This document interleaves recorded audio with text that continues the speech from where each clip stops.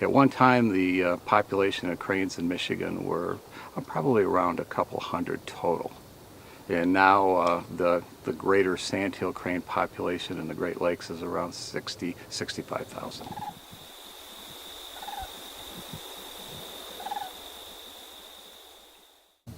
Well, they have to have they require a few things. First of all, they have to have a safe roosting or staging area where they can go out and know that they're not going to be taken by coyotes or bothered by people or dogs or whatever. So the mud lake marsh behind us really makes a really nice setting for them, and they feel safe. The other thing is that they have to have food, and the agricultural fields around here, after the farmers pick the corn and combine the soybeans, is ideal for them to get food to store for the winter. They will fly, I might as well say, they will fly up to a mile high, and at speeds upwards of 55 miles an hour.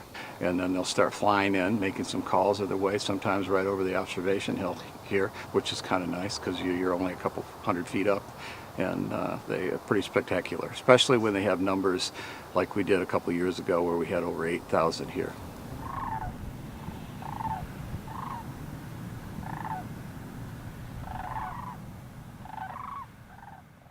But we do have counters and that we use, and as we've divided the sections of the marsh up into quadrants, and as they come flying into the marsh, we count them.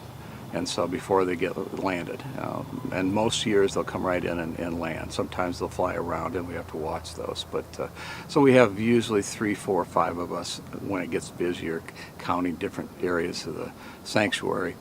And watching them come in, and as soon as they're in Mud Lake Marsh, then they're counted, clicked, and written every half hour down for their totals.